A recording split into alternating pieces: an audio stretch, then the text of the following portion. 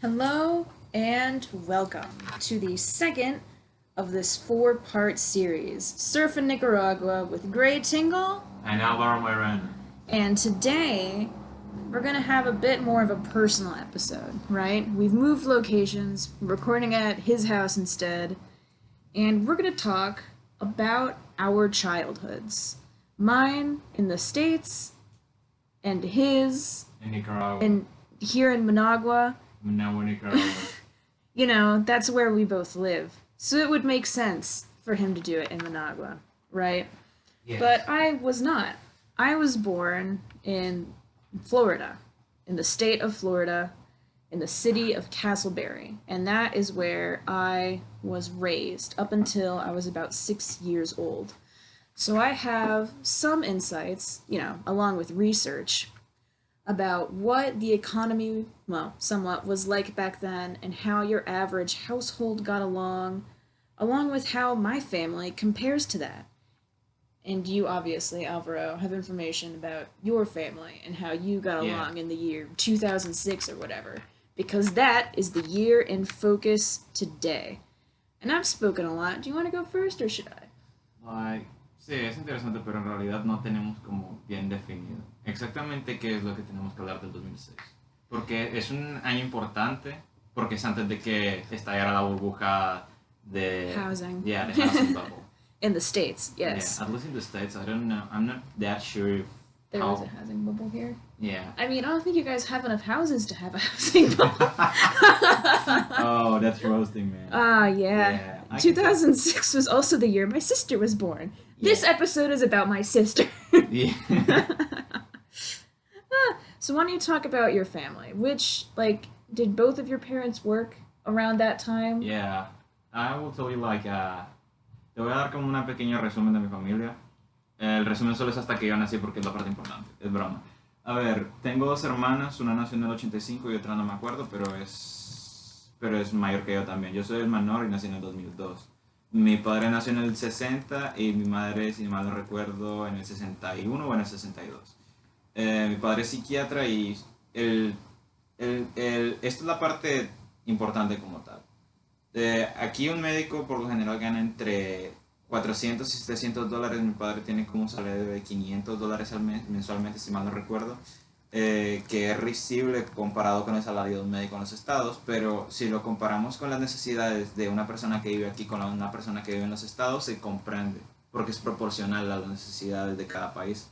O así me gusta pensarlo, ya que durante todo este tiempo en el que he tenido vida, son 18 años y nunca me ha faltado nada, realmente ni comida ni educación, pero porque es en este país, es en Nicaragua, donde los costos no son tan altos como en los estados.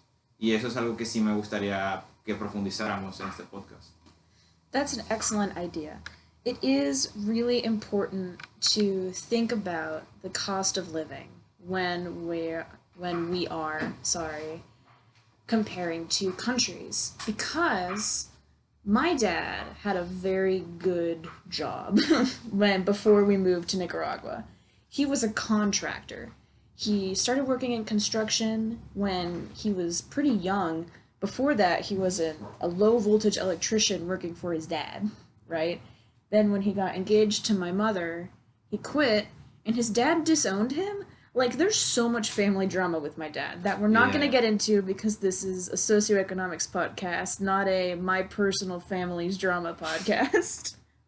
Yes. But suffice to say, around the time when I was born, my dad was a contract worker, and he started the way most construction workers do, which is by digging ditches.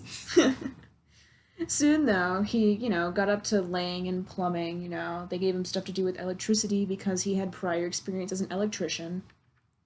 And he got to a pretty good spot, to the point where my mother didn't have to work.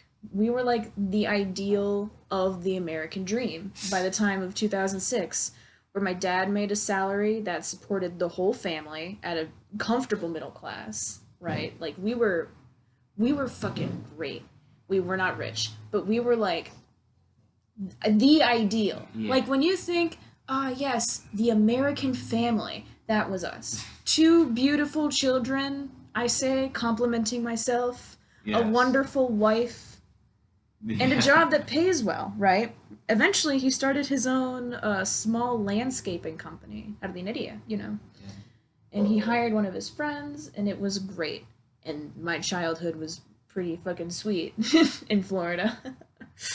Then we moved. Oh no. That's not exactly how it went, no. Lifestyle wise, not a lot changed because despite the fact that, but besides the fact that both my parents work now, they are both the leaders of their organization, and prior to that, they both earned salaries under the other organization they worked for.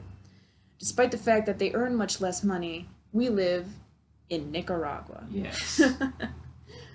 It's not very difficult if you're getting money from the States to live in Nicaragua. The cost of living is just so wildly different.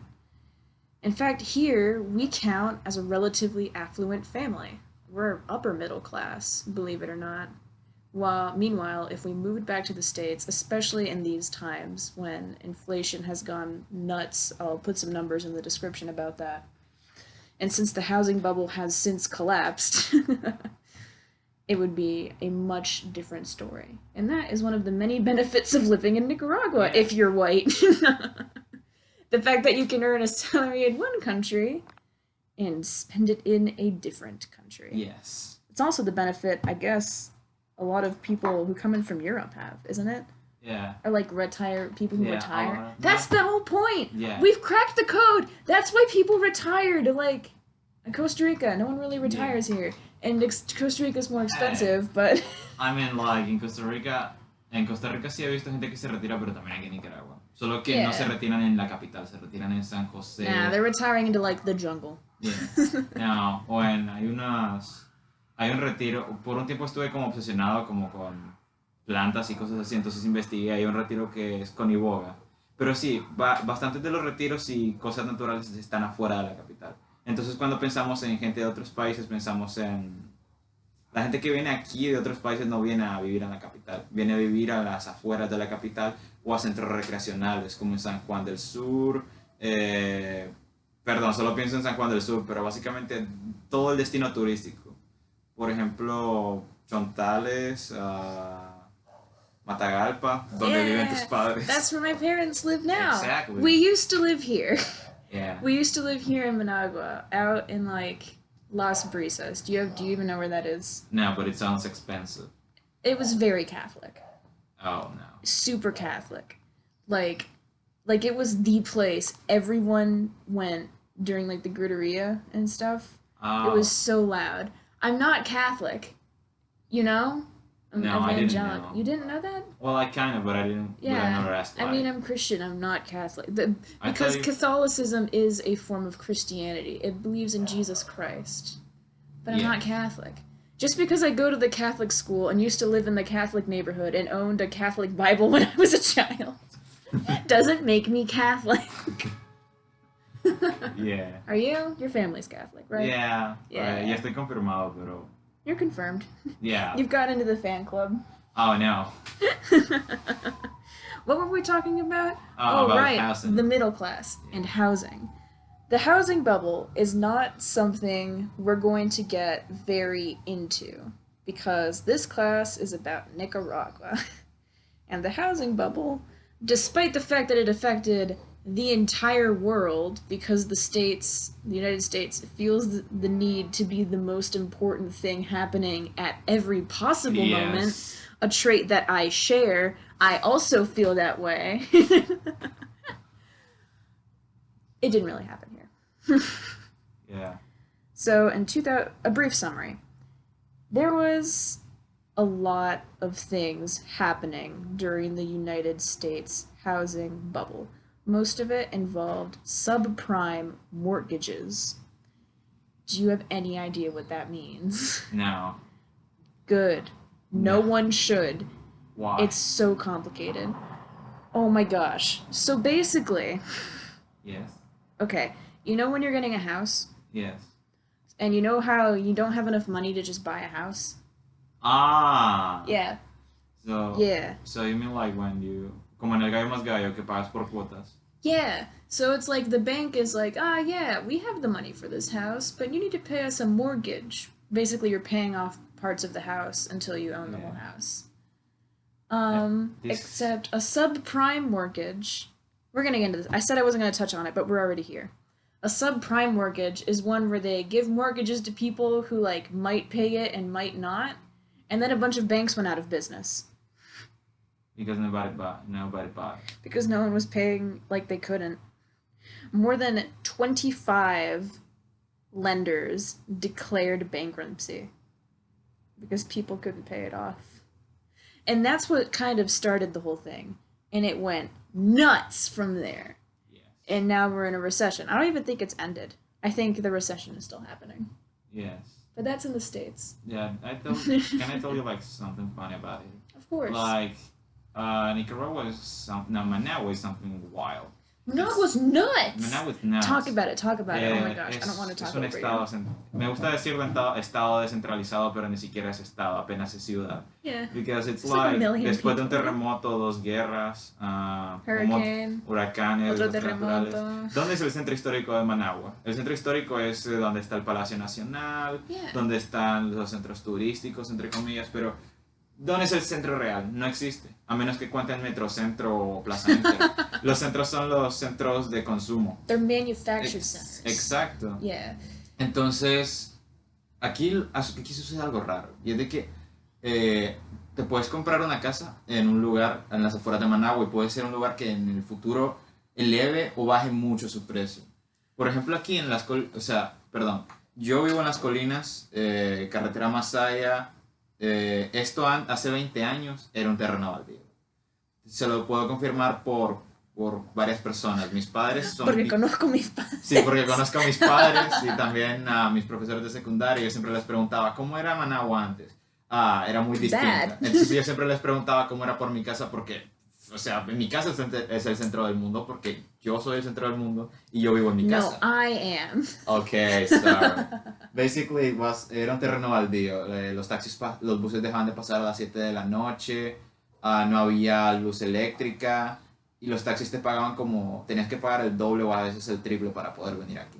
Y luego se fue como industrializando más y más y más y más, porque esa es la parte, porque al ser parte de carretera Masaya, es como una zona medio importante, pero ese es el punto. Nadie sabía de que este lugar iba a ser...